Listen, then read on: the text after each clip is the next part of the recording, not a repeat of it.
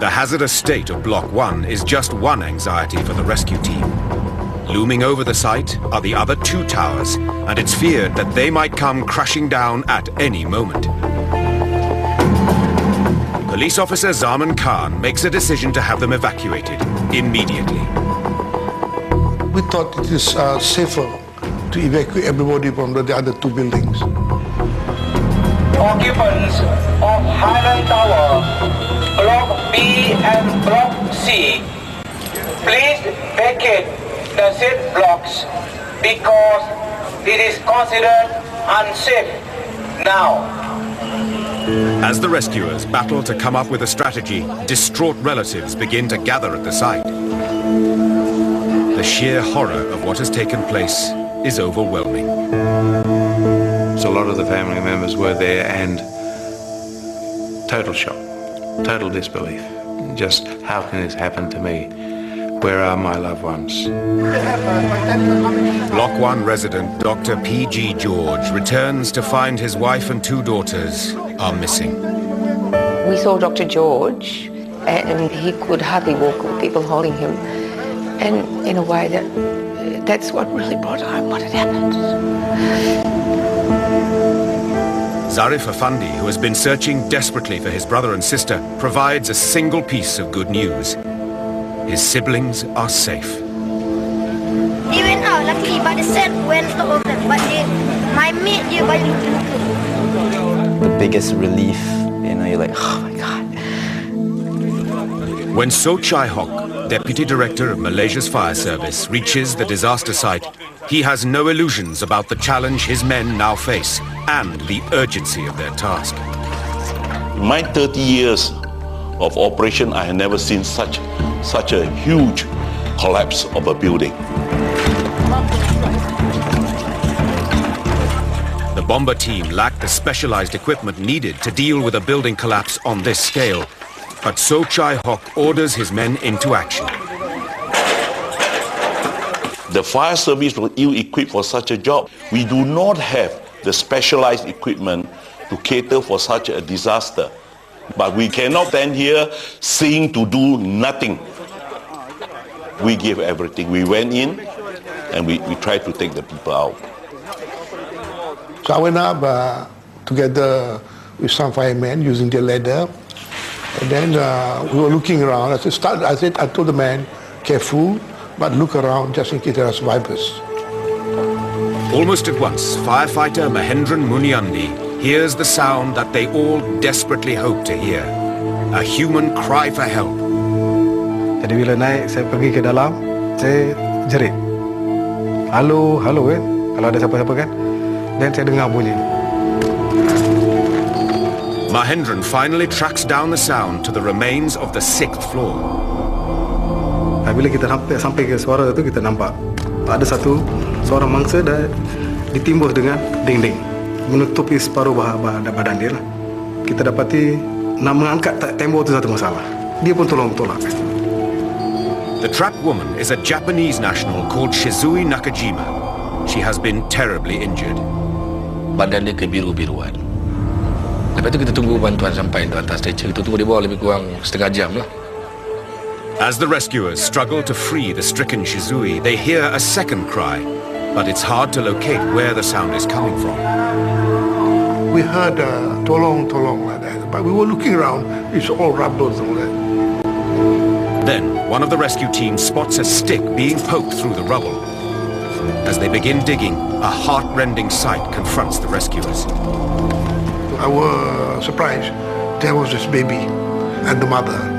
So we took the baby out, and I was so surprised that there was no injuries on the baby. The baby, Noor Hamida, just 16 months old, is soon safe in the hands of her rescuers, and apparently unfazed by her astonishing escape.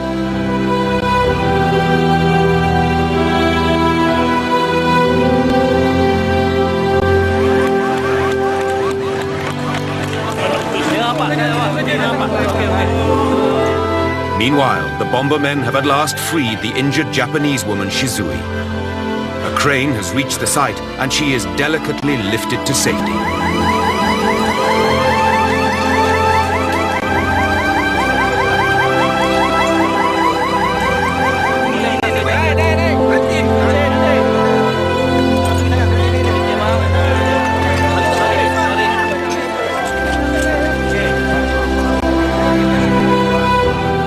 15 minutes later, the mother of the rescued baby is at last winched to freedom.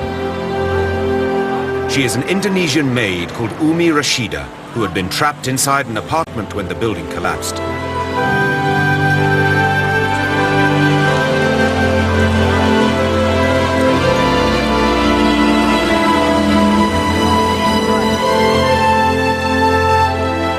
Rescue teams and waiting relatives, the deliverance of these 3 survivors is electrifying.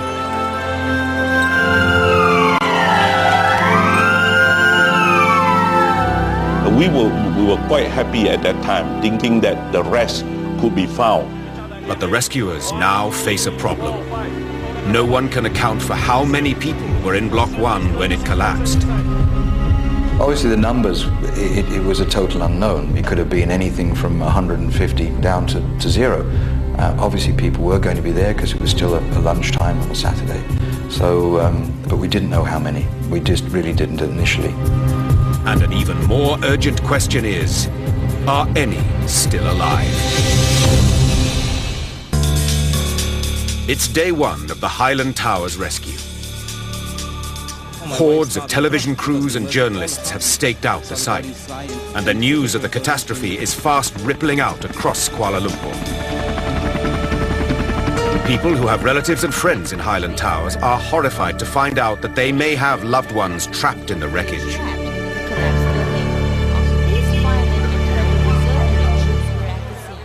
So we was watching the Hindi movie, then got breaking news. They say the condominium collapsed. My leg started shaking and all that, you know. Rahat's daughter Anna, her British son-in-law Robin, and her grandson were all in Block 1 at the time it collapsed. In front of the TV waiting, listening news, because a Japanese lady was safe and one Indonesian lady and her daughter was safe. So we was hoping maybe she also was safe. Just hoping and praying that she survived this, you know. I mean, it could be a miracle somewhere that she could be alive. For those watching and waiting, this stirring news of 3 people rescued brings a surge of hope. Dr. Ridwan Bakar is waiting to hear about his sister Rosina and her husband Carlos Musa. My feeling at that time, of course, was that of hope. Hope that the people who were in the building at that point in time were somehow still alive. Dr. Ridwan volunteers as a rescuer, and he joins the many other civilians who offer to help the bombermen. Another volunteer, Mike Rickard, a safety engineer, is shocked by what he finds. So just try and get hold of the tractor. I just went up and said, can I help in some way? And there didn't seem to be any coordinated activities. Nobody seemed to be taking charge. It's what I call fighting fires. 1 minute they're saying, oh, there's some problem here, everybody rushes there, there's a problem over there, everybody rushes there. It was obviously disorganized, totally and absolutely disorganized. Hours after the collapse, much still needs improvising. The rescue teams depend heavily on the generosity of local individuals and companies who donate vital equipment. They responded very generously, especially the business community. They send in their heavy trucks together with the operators. We have to open our mouth for help, it'll come. Because the ruins of Block 1 remain so unstable, there is one simple piece of kit that is urgently needed on site. We need to have acrojacks, which are these basically a form of scaffolding which allows separation of concrete structures. With hundreds of acrojacks in place, the teams can enter deeper into the ruins without fear of further collapse. We went in between those collapsed walls, and carefully we were removing stones and all this, trying to get access into the building. To remove the rubble, initially there was only one way, and that was picking rocks up and passing down the line. And we didn't have the luxury of time. We were just going in and searching.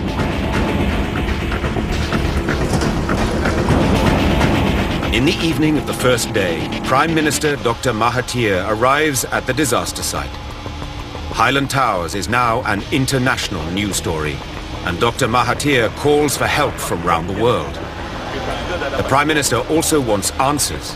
How many people are still trapped inside the building, and why did it collapse? As it happens, an engineer from the Public Works Department has already arrived on site to find answers. My first question that came to my mind was, how did a building which stood over the last 10, 12 years could have failed now? The rescue operation will destroy vital clues, so Dr. Azbi must work fast. We need to have some kind of photographic evidence, because in the search and rescue, when you try to move things from the rubble, you probably destroy some evidence. Dr. Azbi makes an alarming discovery. He can hear water flowing down the slope towards the rescue site, which he fears might trigger another deadly landslide. So he takes immediate steps to stem the flow. We had to do all that was required of the public works to ensure the safety at that time of the search and rescue, to prevent further movement of the slope behind the building. It's just after midnight, the start of day 2 of the rescue. The rescuers receive dispiriting news. Shizui Nakajima, the Japanese woman rescued the day before, has died from her injuries in hospital. The news is a bitter blow. A mass of personal belongings has been removed from the ruins and makes a decision to have them evacuated immediately. We thought it is safer to evacuate everybody from the other 2 buildings. Occupants of Highland Tower, Block B and Block C. Block 1 resident Dr. P.G. George returns to find his wife and 2 daughters are missing. We saw Dr. George, and he could hardly walk with people holding him. And in a way that's what really brought home what had happened. Please vacate the said blocks because it is considered unsafe now. As the rescuers battle to come up with a strategy, distraught relatives begin to gather at the site. The sheer horror of what has taken place is overwhelming. So a lot of the family members were there, and total shock, total disbelief. Just, how can this happen to me? Where are my loved ones? The hazardous state of Block 1 is just one anxiety for the rescue team. Looming over the site are the other 2 towers, and it's feared that they might come crashing down at any moment. Police officer Zaman Khan